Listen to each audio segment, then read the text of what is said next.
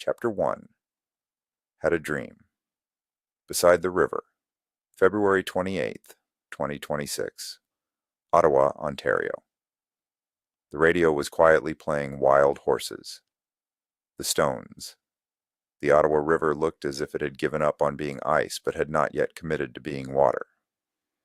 Chris Kelly found that deeply relatable. He sat on a cold, damp boulder just off the path, knees drawn up, boots braced in old snow gone granular and gray, watching slabs of broken winter drift past with all the grace of smashed dinner plates.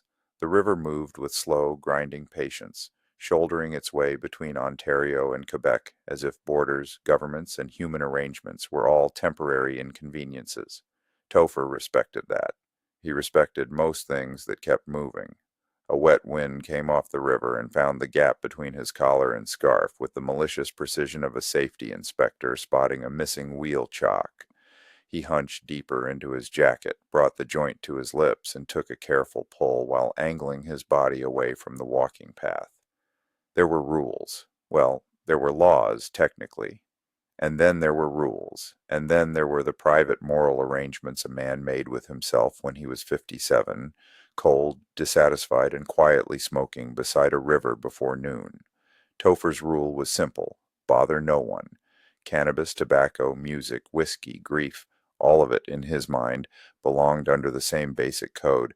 Enjoy what you enjoyed. Carry your own mess.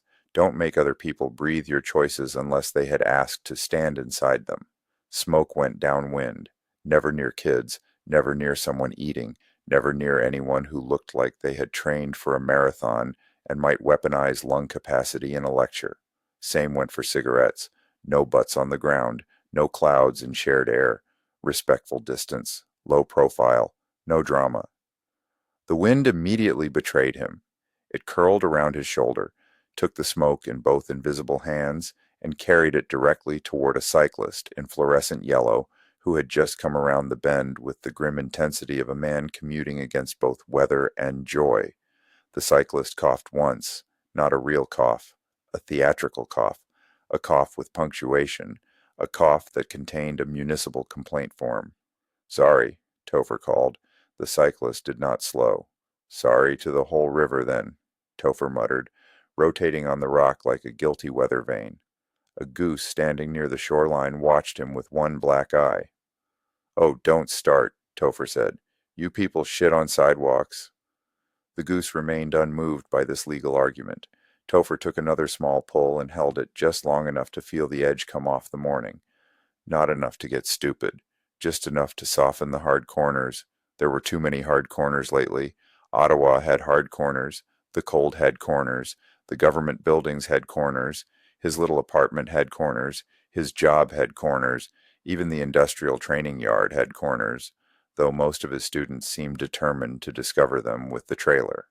"Set up wide," he said aloud, in the same calm instructor's voice he had used 1,000 times. "Watch the tandems. Use your mirrors. No, both mirrors. The trailer is not a theory. It is following you with consequences." He had spent years teaching people how to drive commercial trucks, not little sedans around tidy suburban blocks, not nervous teenagers learning three-point turns while their mothers prayed in the back seat.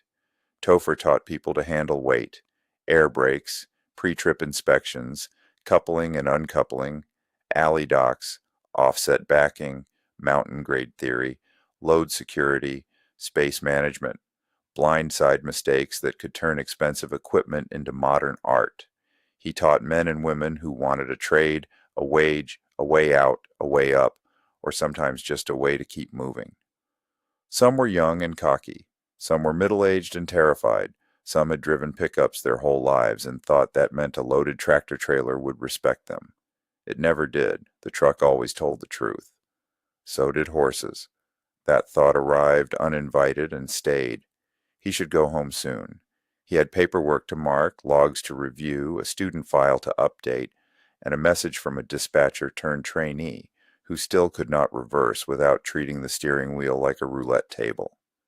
He had laundry too, groceries, emails, a life made of small, sensible obligations stacked into something that looked, from a distance, almost like purpose. It was not bad work. That was the trouble. Bad work had the dignity of an obvious enemy. Bad work you could hate cleanly. His work was useful, honest, occasionally funny, sometimes even meaningful. He had helped people become less afraid of big machines. He had taught them how to respect momentum, weather, fatigue, and the sacred doctrine of checking your damn mirrors before changing lanes. There was worth in that.